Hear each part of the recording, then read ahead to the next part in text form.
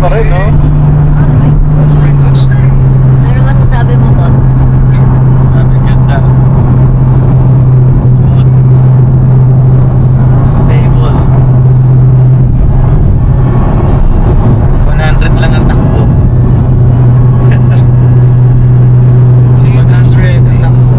Bay 120 yan, eh.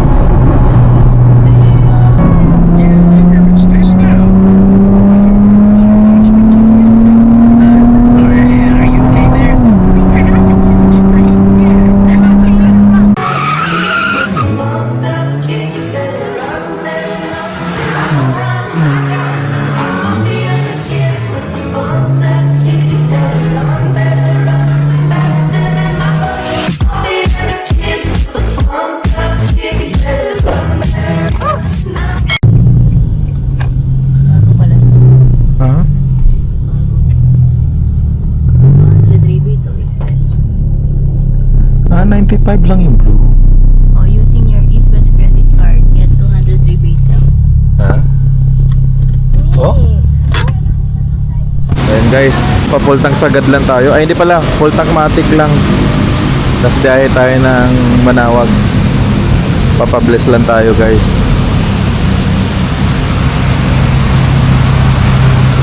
Ang haba ng uso. Tapos mag-reset tayo ng trips.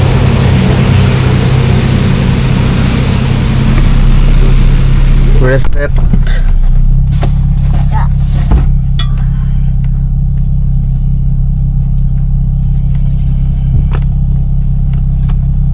Reset natin yung trips.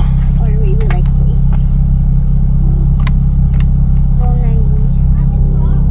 Matik. Matik lang, matik lang. Para ma-check natin yung consumption nito. Yan.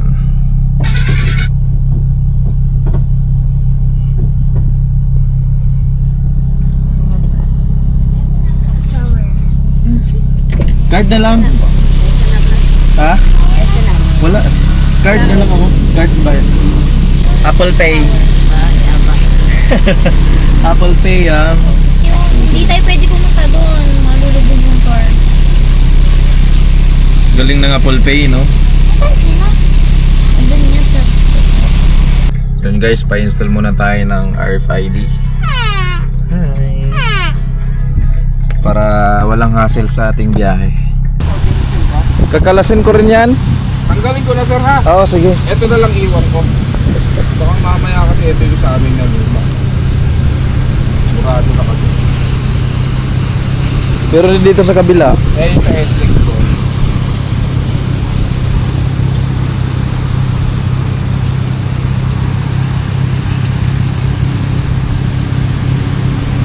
Tanggalin ko na rito sir. Oo. Para malinis na. Got me up on a late night. You steady playing on my mind. Oh, I can't get you out my head. Oh, got a feeling I can't fight. There's nothing left, but it feels right. I'm feeling you and I won't pretend. I don't wanna say too much. I don't wanna say too much. I just wanna feel your touch. I wanna be closer, babe. I just wanna give you my love. I just wanna give you my love. I just wanna give you my love, my love. Ain't no doubt about it, babe. You should be mine. Through the sun and through the rain, I'll stay by your side. And when seasons change, my love will still remain. 'Cause I got you, I got you. Yan guys, stop over muna kami kasi kakain ng lunch. Lunch? Ano gusto mong kainin? Okay lang. Chicken. Saktong-sakto yung pwesto ni Cassie dito. May ayoko chicken. Nakasandal. Busog na ako. Babe. Ano pa ikaw? Kinain mo tinapay kanina? Morning? Kasi... Ganda ng anak ko ah. Siyempre. Ganda. Kain muna kami guys.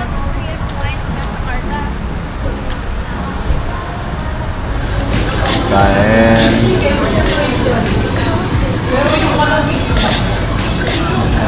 Ganda ni Rochelle ah. That slime. Oh, nice. Kain. It's a needle. It's a needle. Nice. Ganda. Thanks to my dad and mom. Kaming kumain. Busog ka na ba? Pogi, no? BBZ. Nissan. BBZ yan.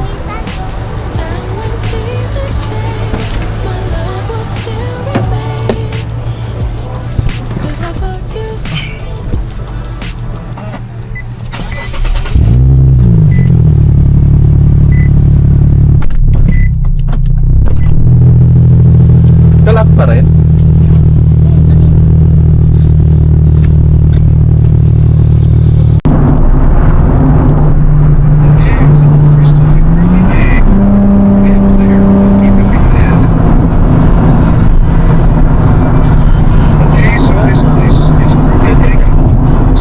So that's much pa rin, no? Ano masasabi mo, boss? Ang ganda. Smooth. Stable. 100 lang ang takbo. 100 ang takbo. May 120 yan, eh.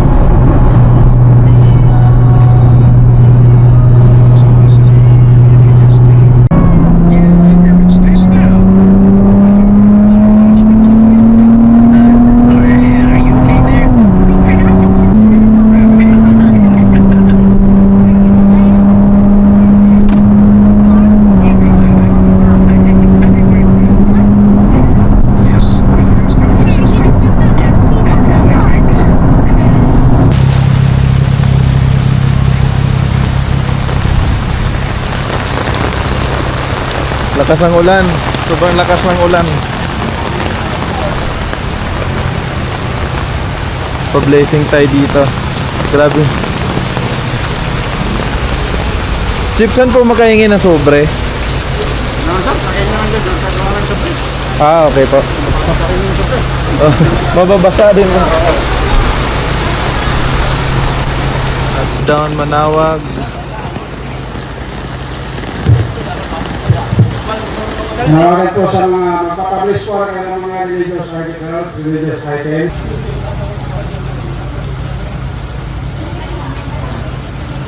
All-powerful God, creator of heaven and earth, in the rich depths of your wisdom,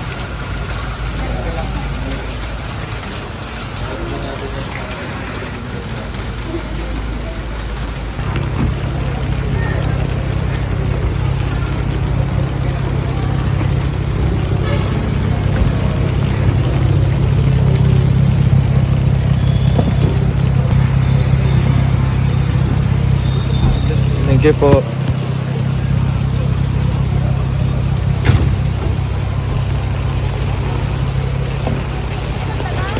Wala na, tapos na.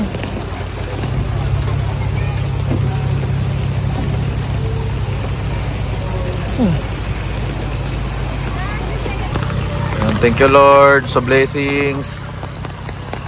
Sobrang ulan.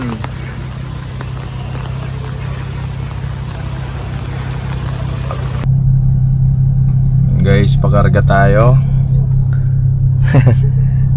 So ito yung ano natin, naitakbo kapon for 5.9 kilometers.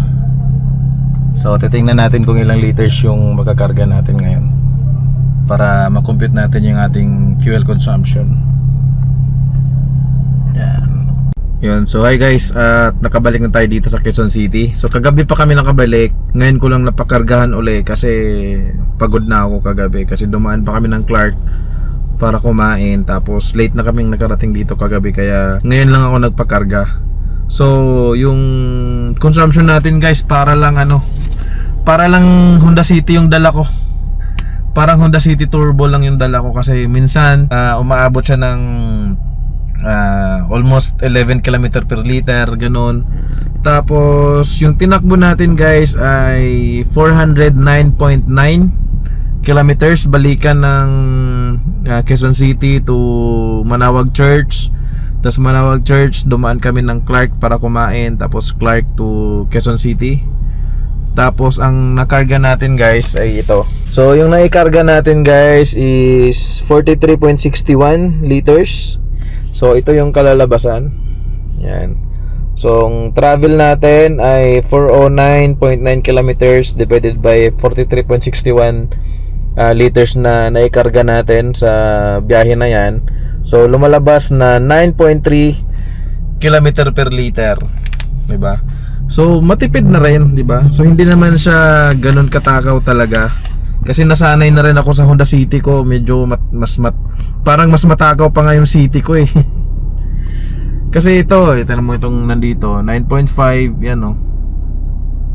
So yung papunta ng Manawag, medyo chill lang yung driving ko doon. Nung pauwi kagabi kasi medyo wala ng ulan, doon ako medyo bumakbak ng konti lang ha.